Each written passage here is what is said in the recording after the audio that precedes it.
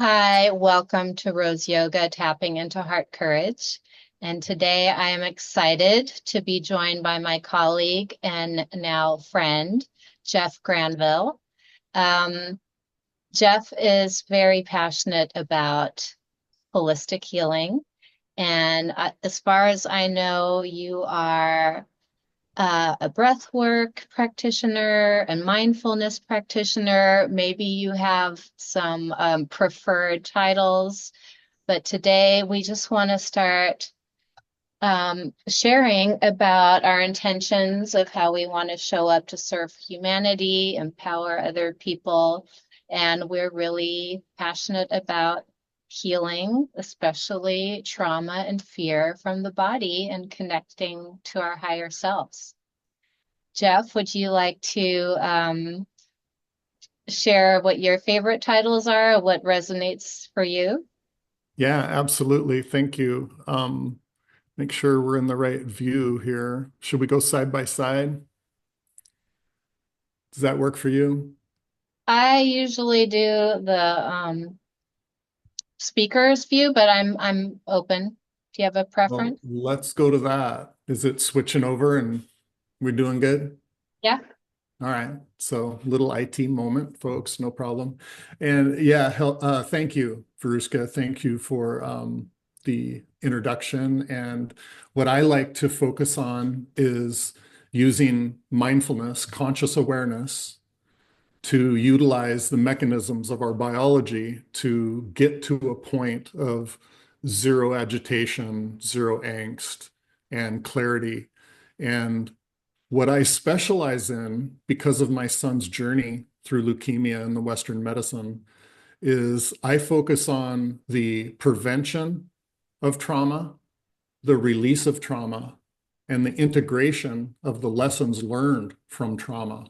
So I love the research that I've done trying to explain and talk about the miracles in a scientific way because we were doing this in a medical environment. And I couldn't say, well, we meditate our way to a mind out of body state, a theta brainwave state, and allowed us to get through surgeries without pain meds and things like that.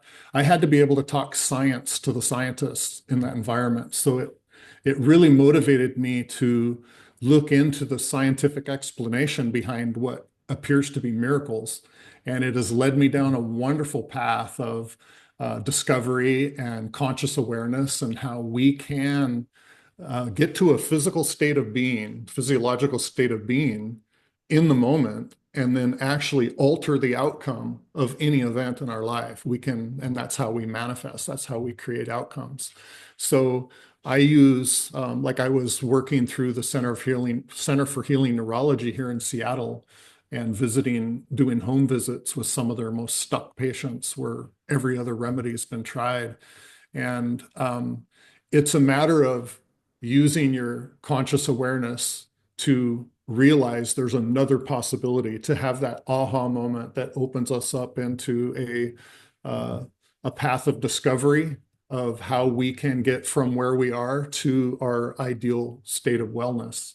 And it's amazing. It's a wonderful journey. I'm just honored and privileged to be where I'm at, doing what I'm doing, and here sharing this show with you. So thank you. I know we could get deeper into your background and everything you went through with your son, which is Mhm. so mind-blowing and inspiring.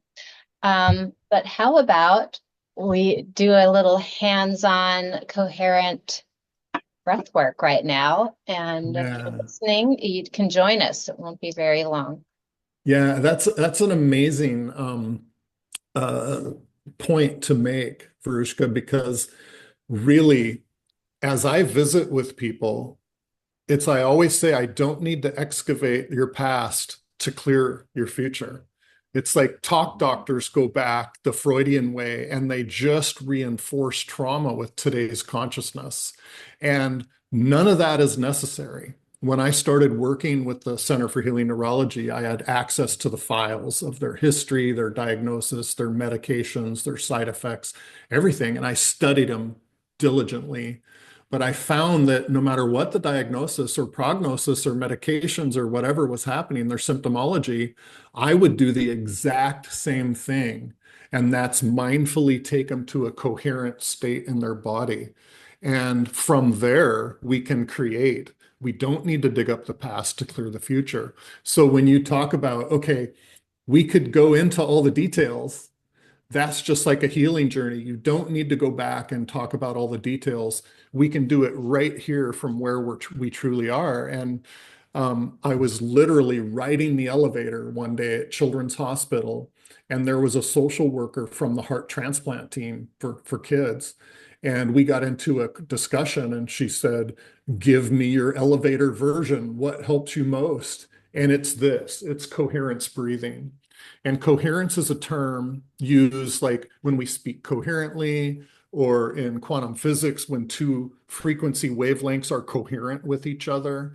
But this coherence is what Doc Childrey calls the connection between the mind and the heart. And when we are coherent with our heart and our mind, then we are in a state of homeostasis. And they have hardware and software that measures your heart rate variance and gives you a biofeedback display to show that when you breathe a certain way, you get into heart coherence. And as I've learned that when you breathe in your nose, your heartbeat speeds up. It triggers the sympathetic nervous system or fight or flight to take a nasal inhale. And when we oral exhale, it triggers the parasympathetic nervous system and our heartbeat slows down. So as we slow down our breath over time, our heartbeat will speed up and slow down, speed up and slow down. And that's a sine wave of coherence. When we're triggered, angered, stuck in fight or flight, we have a very erratic heart rate rhythm, and it creates incoherent feelings and incoherent thoughts, incoherent brain waves. So that was just a little background to talk about what coherence breathing is. Well, instead of using heart math equipment, and I'm actually got a wonderful endorsement from Bruce Cryer, the former CEO of Heart Math, in that this technique that I've developed eliminates the need for the $400 machine and all the hardware and software. If you make a biophysical connection to your heart, you are feeling your heart rate, you're mindfully making a connection to your heart. And as we breathe in, we will notice that our heartbeat speeds up. And when we breathe out, we will notice that our heartbeat slows down. So just by intentionally breathing to the rhythm of your heart, you can biophysically validate and verify that you are in homeostasis. So anytime you're triggered, you can go to this breath work and dissipate the charge of the trigger and get yourself back in balance and have coherent feelings, coherent thoughts, and hopefully a coherent life. So as I talk to her, if you can feel your heartbeat, that tells me a lot of information, because if you can't, that means you're autonomically tight and you're vasoconstricted and you aren't making a connection to your heart. And many people are like that. Many of us get like that. So if you can't feel your heartbeat right off the bat, I want you to imagine that you will. Just be open to the possibility that as we do this breath work, you'll be able to feel your heartbeat.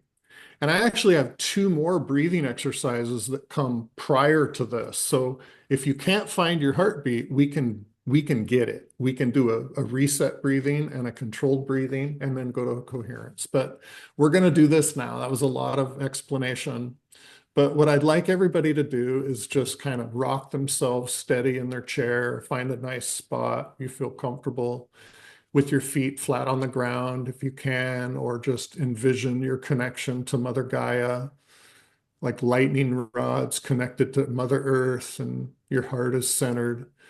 And I just want you to raise your shoulders a little bit as you breathe in and you feel your heartbeat. And then when you exhale, lower your shoulders as you exhale. Breathe in your nose for 5 heartbeats. And out your mouth for 6 heartbeats and lower your shoulders. Ah. Breathe in your nose for 5 heartbeats. And an oral exhale and shrug your shoulders for 6. Do that another time.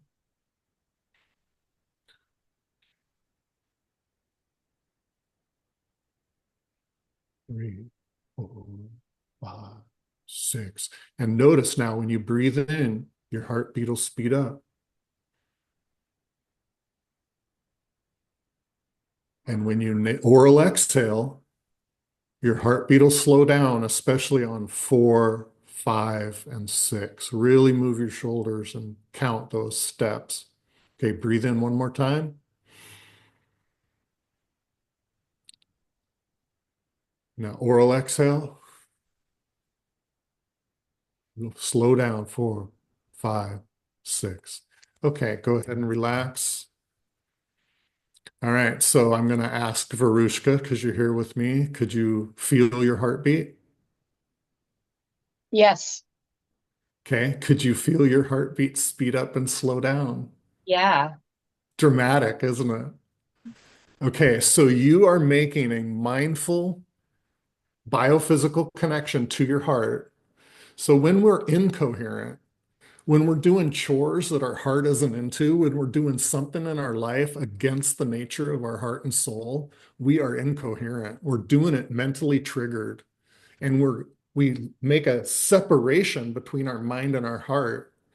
And when we're doing something with our brain in a reactive state, our heart is trying to scream its intelligence out to the system, because the heart has intelligence that's actually precognitive up to 6 seconds in advance of what's happening. They've proven it through heart math.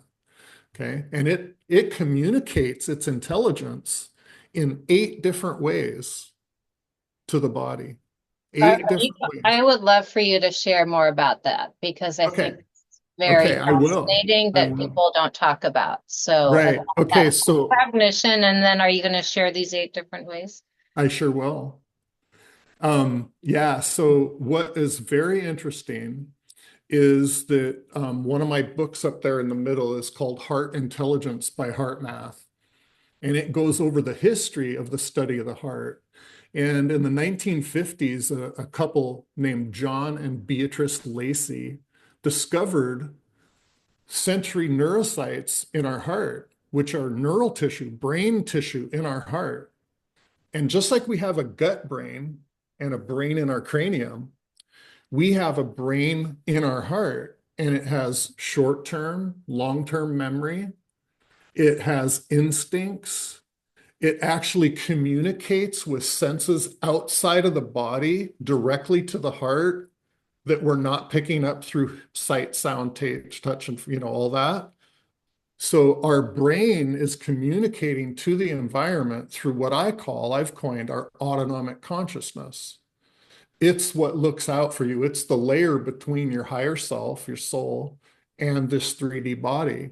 So the autonomic consciousness is everything that the body does automatically, like grows your fingernails and grows your hair or not. And, it regulates your metabolism, thyroid, everything is your autonomic nervous system.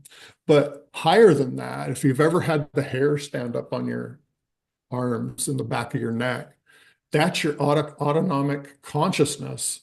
It's aware of everything. It monitors everything all the time. It can monitor 50 million bits of information continually, where your conscious mind, that we think we're driving the bus, this conscious mind has a bandwidth of 50 bits. Okay. So your autonomic consciousness, your bandwidth is a million times greater than what we think we're controlling with our conscious mind. And it's like what wakes you up when you're nodding asleep on the driving on the road. It is looking out for you. It is telling you, like if you've ever had a dream where you hear a noise in your dream and you think it's a gunshot in your dream, but it's really a door slamming. Well, how did your dream know that that was going to come? And that's that precognition of the heart. It works through your autonomic consciousness, and it can predict that the door is going to slam, and it's monitoring what you're dreaming, and it makes the two of them coincide perfectly. And that is part of the intelligence of your heart. So the heart is connected to the brain with nerves neurologically. That's the first way it's connected. You have a direct nerve connection, hardwiring from your brain to your heart. And those are the vagal nerves. And the vagal nerves go down both sides and they hook to every organ in the body. So they're literally attached to the heart. Okay, so then you have a heartbeat, like we just felt in the breathing, and that's a biophysical connection. So you have a neurological connection, you have a biophysical connection, because you can feel that heartbeat in every cell of the body. Every cell of the body reverberates in perfect frequency unison with the heart. Because, like I said, the heart is the conductor of the orchestra of every cell of your body. So you have neurological, biophysical, and then it's an endocrine system. So you have a biochemical communication from the heart, right? So it secretes oxytocin, and it gives signals to the rest of the body's cells biochemically. Okay, then you have electromagnetically, you have a toroidal field, just like a battery from your heart, and you have an electromagnetic field from your brain. That's how they test the EEG, test your brain waves, is that you have that toroidal field actually coming out of your head, right? But your heart is 50,000 times stronger of a toroidal field than your brain. It's actually measured. We all know Tesla, Nikola Tesla. He was um, um, looking at really fine electromagnetic frequencies. And they actually call it a femtotesla. It's a minute little tiny electromagnetic vibration. And the brain produces 50,000 femtoteslas of a toroidal field, electromagnetic field, from your heart than the brain. So it's 50,000 times stronger. So, so you have the nerve endings neurologically connected. You have biochemical, biophysical, electromagnetic. It creates a sound wave. It creates a heat wave. Your heart creates a heat wave.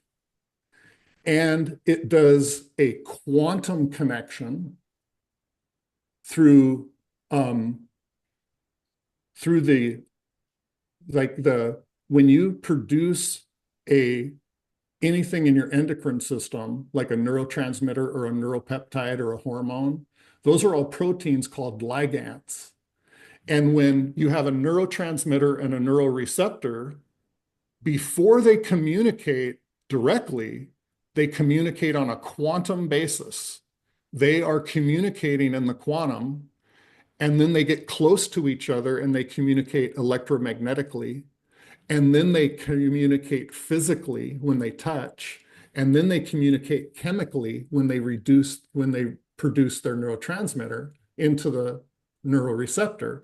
So you have a quantum communication happening from the heart to every cell in the body. Okay. And then you have cellular memory. That's the eighth way.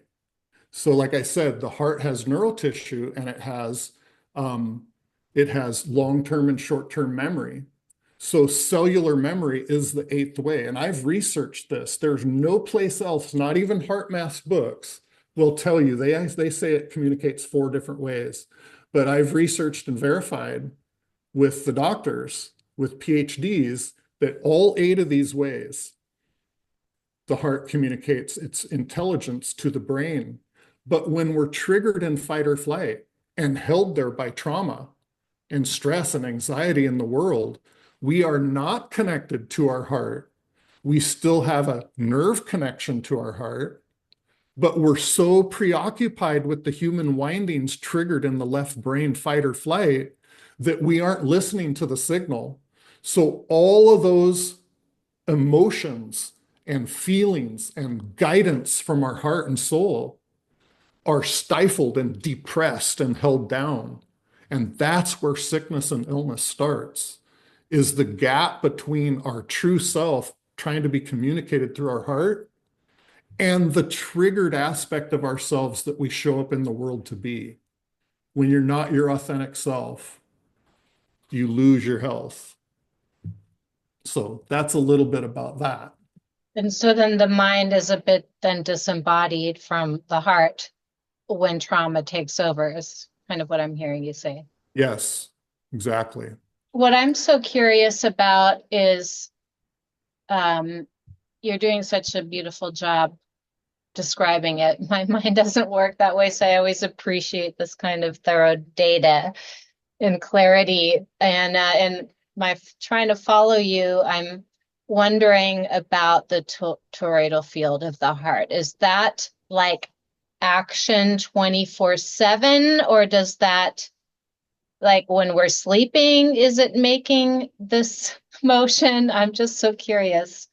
So I Yeah, experienced it a few months ago, just um, impromptu, out of the blue. mhm. I was doing like a morning dance meditation, and suddenly and I'm not a very visual person, but suddenly I felt this energy and I was experiencing the toroidal field like completely, full body, going into the earth, coming back through the heart. And it was like a nuclear blast in a way that like my heart was so activated, I felt like it was creating it. So Yeah. I'm like, is this always accessible? So yeah, I'd love to hear about that. Yes. Yeah, that's beautiful. What a beautiful thing to discuss. Because one of the things that came to mind when you said that is an article I read about yoga and the ancient practices of yoga. The term they use is moving your spine in space. Like when you move and articulate your spine and dance and fluid movement, you're moving your spine in space, and that increases the diameter, circumference of your toroidal field. And the other way is to do coherence breathing and become in homeostasis. Our toroidal field is bigger. And the toroidal field of the heart is what communicates with the toroidal field of the heart of another person. So you can have personal coherence where your toroidal field is big, and you can have mutual coherence when two people breathe together, like we just did. And the more people that follow our breathing will become entrained. It's called entanglement in quantum physics, but in heart coherence, like heart math calls it, group coherence. There's personal coherence, mutual coherence, group coherence, and then they have what's called the Global Coherence Initiative. They measure different sites around the world, and they can tell the coherence by the difference changes in the Schumann resonance. So it's an amazing thing, but you literally join, and this is how healing happens. This is how clairvoyance happens, is like when you have a care provider and a care recipient, and the care provider is in a calm, coherent state, that coherence is contagious. Just like there's contagion of a bad virus, there's also, like everything in the universe has a polar opposite, there's positive contagion. That's where you believe in something and then you practice it and it works and then you believe it more, then it's a positive spin, a positive contagion.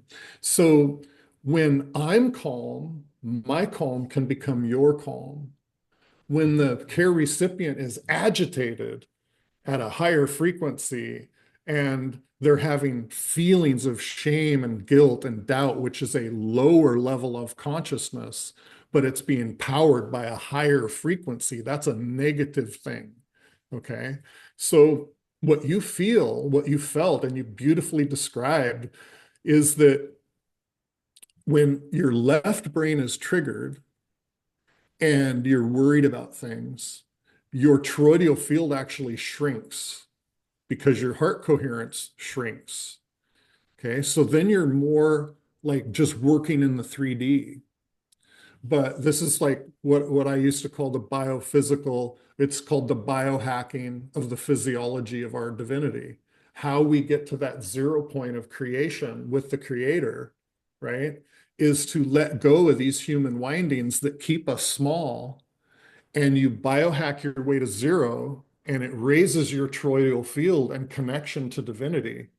Because like Jill Bolte Taylor, she's the neuroscientist who had the TED Talk and the book called My Stroke of Insight. And she says we don't have two hemispheres of the brain. We literally have two brains in our head.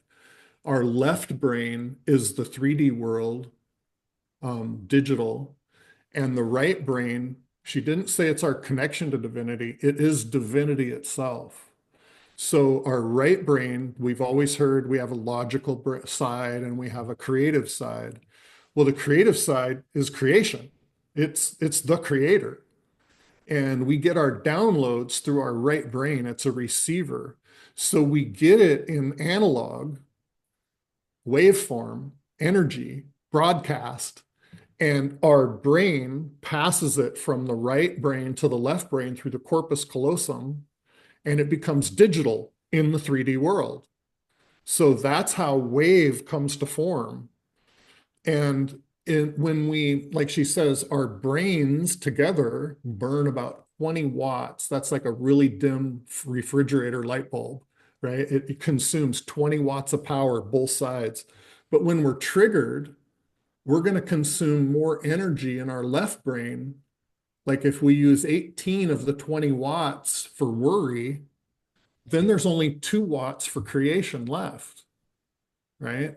So in all the neuroscience and all mindsight and all the teachings, they call that lateral integration or bilateral integration, to where like you don't want to be so worried about a problem that you become the problem, and you don't want to be so open that you just, you can't just go in a cave and meditate and levitate off the surface. I mean, we can theoretically, but that's not the goal of a human life. The goal of a human life is to be heart-centered, grounded, true to your heart and soul, in an expansive, connected crown chakra to divinity through the right brain. Okay. And then divinity can speak. We get the downloads, and that's where every song has been written, every poem, every download for an invention, every new idea, every mathematical equation discovered in nature is from that point where you're equally concerned with the problem, but open to the solution. And that's that sweet spot. That's the physiology of our divinity in our body, to be receptive, to be in a state of receivership is what I call it. And we use that in the medical industry when I'm working with people, because if you have to have a surgery, if you have, okay, we've advocated, we've tried this, we've tried that, and we tried everything, but we need to have a surgery. Okay, that's what I call a singularity. That's a moment in time that when you get through it, you'll never be the same. And how you prepare yourself coming up to that moment determines the outcome, right? If you are scared, if you don't trust the doctor, if you are not wanting the surgery or a shot, a vaccine, you're not going to be in a state of receivership. Okay. So what I taught my son is that we breathe to 0. We eliminate the human angst. We get to our sanctuary space of 0, and you become the calm in the eye of the storm. Like all the medical staff and everything, all the worry and everything, that's out there. Okay. In here is the calm, that seat of consciousness, that seat of our soul. The center of that toroidal field is the singularity of your heart. That's the center of the toroidal field. So everything that goes out of you from your heart, goes through the toroidal field, and then everything comes in the other polar way is the information from the environment. So we're sending out our intention into the world, and we're taking in what's called intuition. We're taking it into us. So the toroidal field takes our intention out and then brings back our intuition about the world around us. So, and it's only from that 0 point, that sanctuary space, that you're a clear channel. And some people like, um, between me and the all-knowing or our ancestors or our spirit guides, there's a veil. Like we can't see it clearly all the time.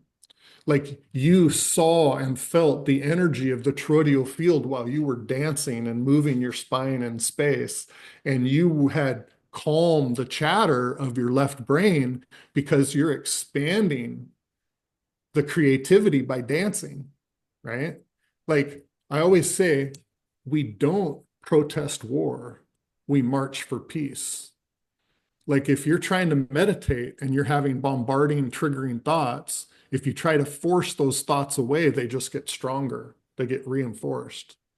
But if you focus on your creative side and you use 18 watts of power of the available 20 in your right brain of creativity, it shuts down the left brain chatter, and you're having an energy experience different than a normal state. So, yes, it's available all the time. Yes, it's a real thing. It's not a woo-woo thing about the energy field and how we communicate energetically. And it's something you can generate by becoming mindfully heart coherent through the coherence breathing, and by doing tapping to release trauma to clear your way to zero so you can set a new intention, right? You don't want to set a new intention from a triggered place. You come out of the trigger and then set your attention, right? You want to, the a true path on a journey of well-being, of wellness, of healing has to start from where you truly are. If you pretend that you're okay, and you try to plot a course to your wellness from there, you're never going to make it, right? You have to be honest about where you're at, true to yourself, who you truly are. And then that healing journey can begin from there.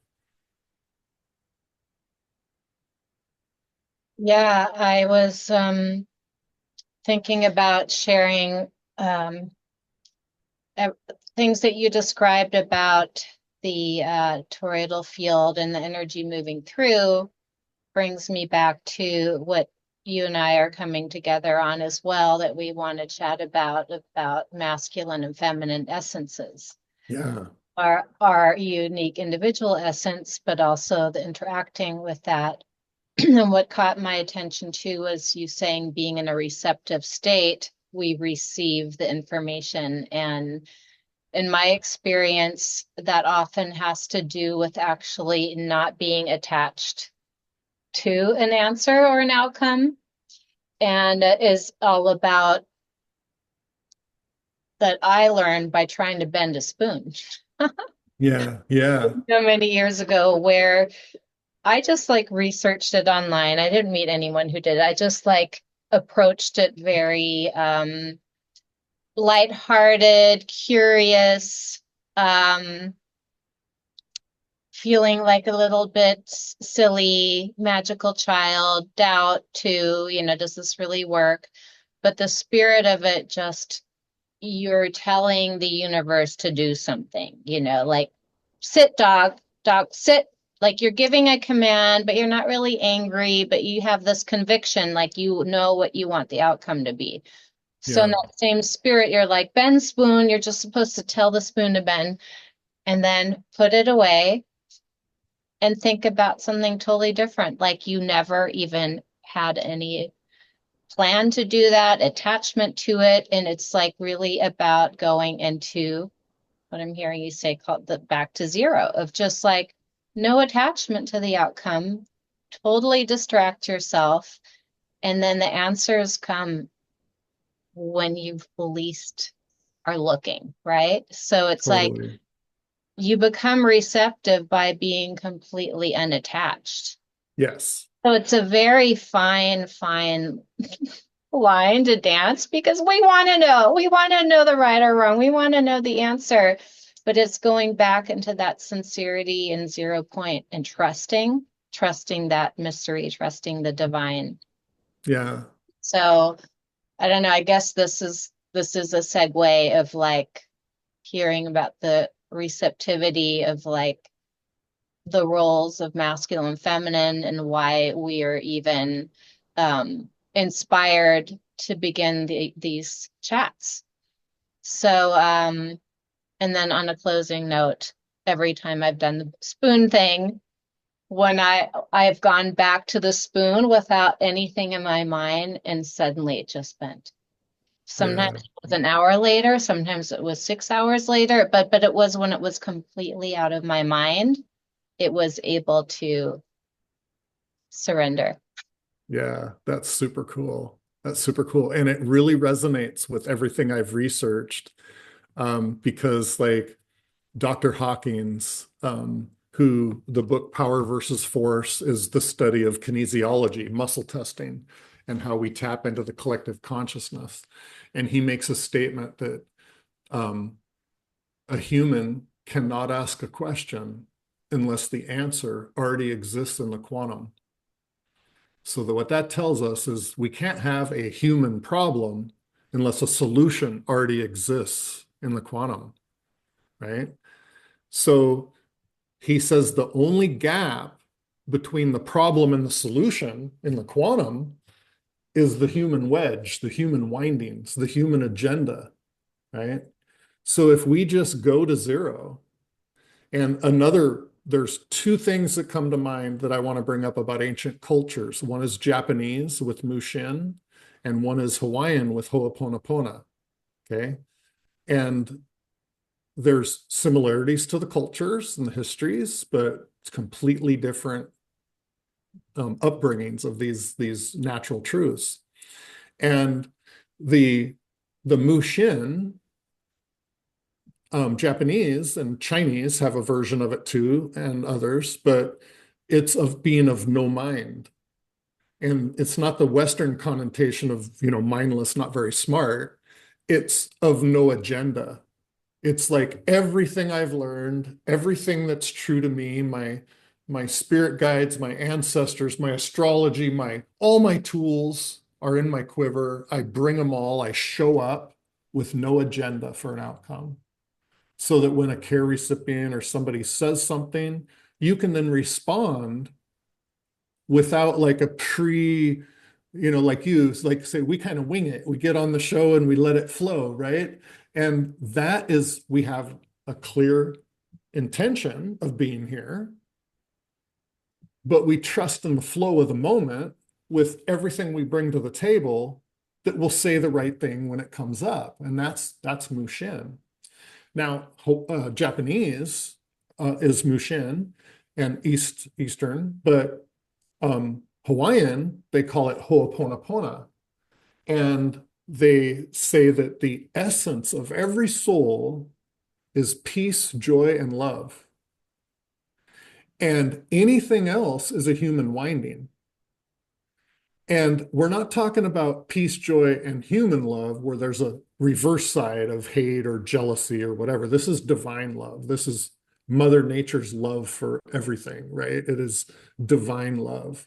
And that's the essence of every soul. So they feel if they start there and go out into the day and they experience something from somebody else, and it's not peace, joy, or love, then they know it's just a human winding. And they clear it by saying to themselves, to the universe, and to the individual, I love you, I'm sorry, please forgive me, and thank you. And it becomes a mantra.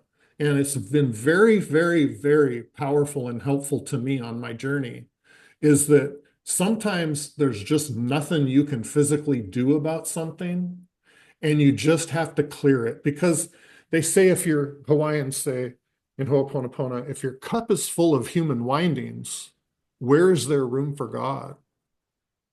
There's no room if you're full of human windings. And this is very similar to many religious beginnings. Like the real good part of denominational religions was these truths, right?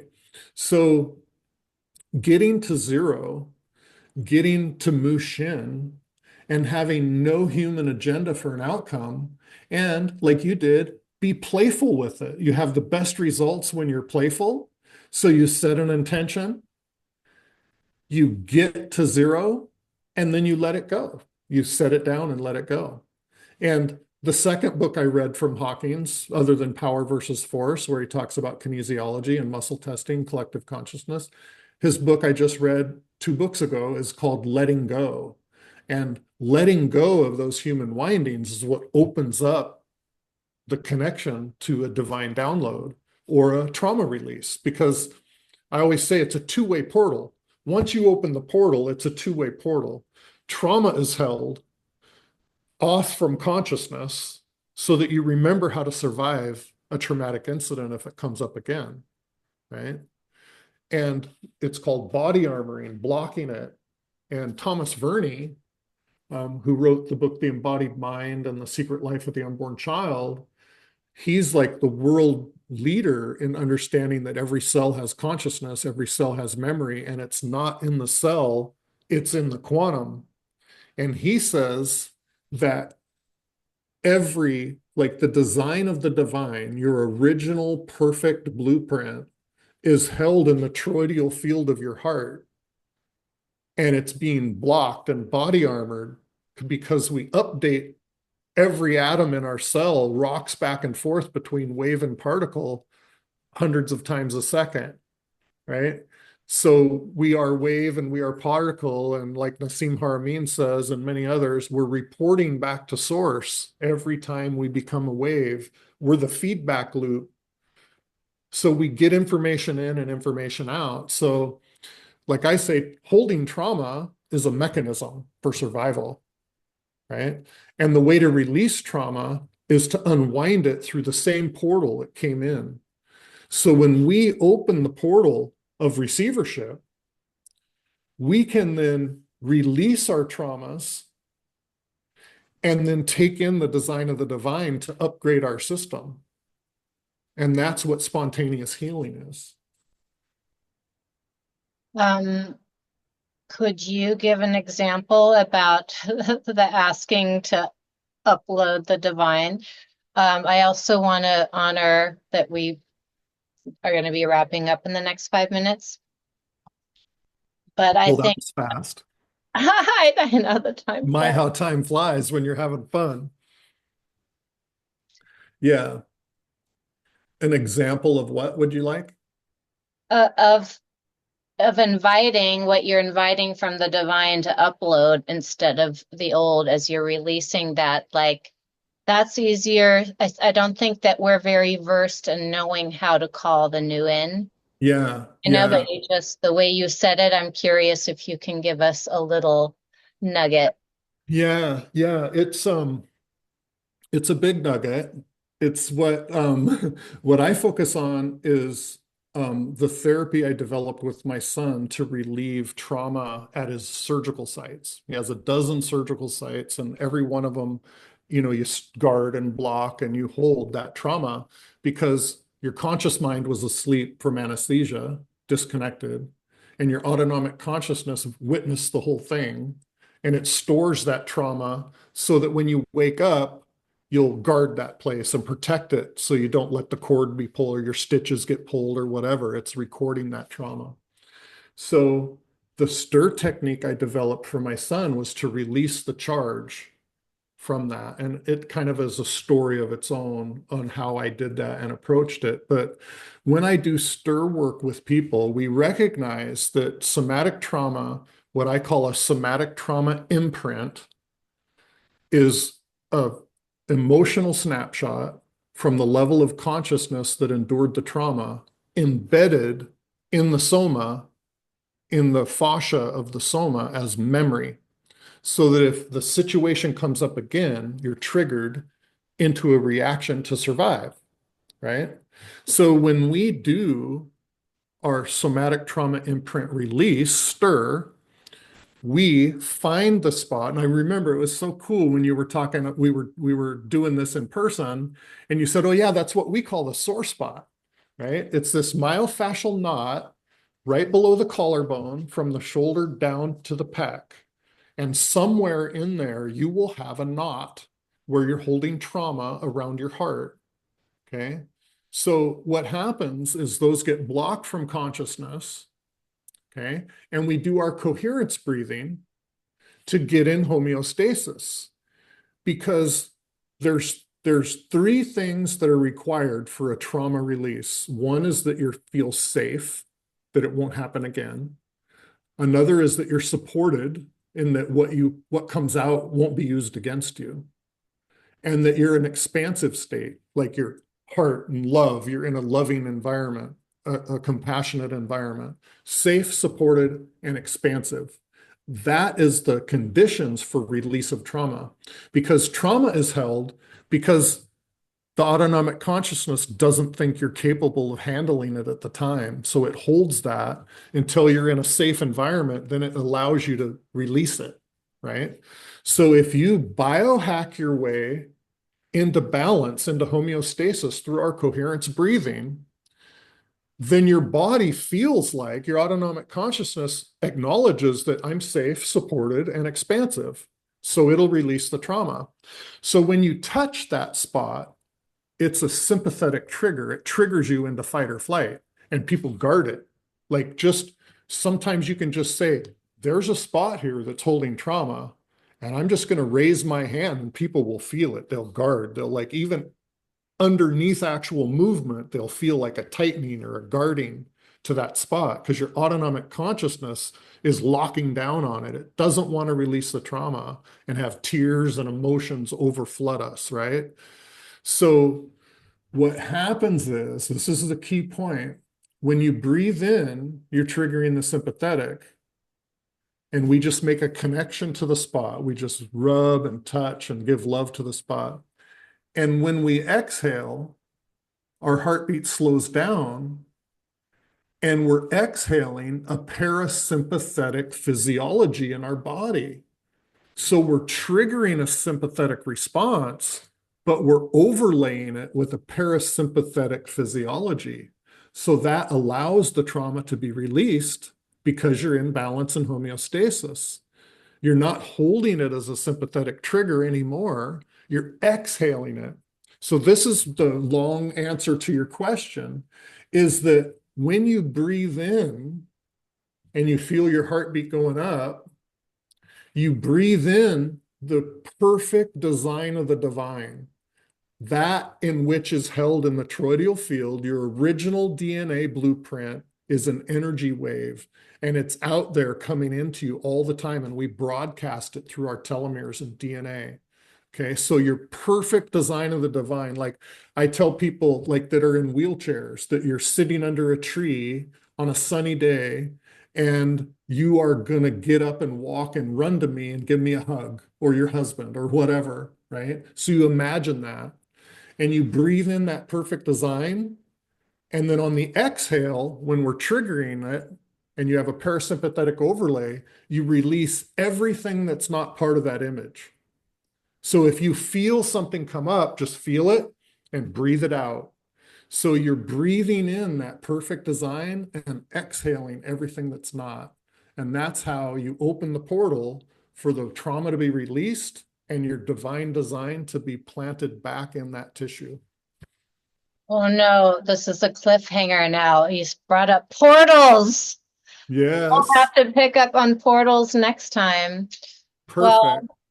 I'm so glad for us to get this conversation started. So much good, juicy details to give people really a broad spectrum of what we're going to be talking about. This really Yeah, lays yeah, the groundwork, and I hope that people will breathed with us because that's a very essential, um, good thing to have in our tool belt as we yeah. navigate our these very interesting, mysterious times.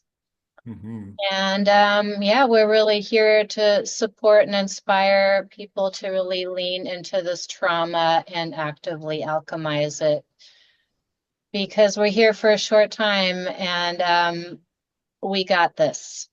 Yes, we do. And I want to thank you for shining your light of consciousness, your beautiful heart and soul onto our offerings and how we're merging together divine masculine and divine feminine into one coherent offering for all of humanity to follow. And I'm really excited to be doing this with you and the things that are going to come up. And I'd love to just invite questions because some of the greatest conversations come out of questions that come and interaction. So we will open that up, I'm sure, to have people write in questions or participate live. And I'm really looking forward to what comes out of this offering moving forward. So thank you, Veruschka, for allowing me to join you. Yeah, thank you so much, Jeff. And I wholeheartedly welcome questions. So please comment below and give us some more interesting things to talk about. Yeah, So catch you next time.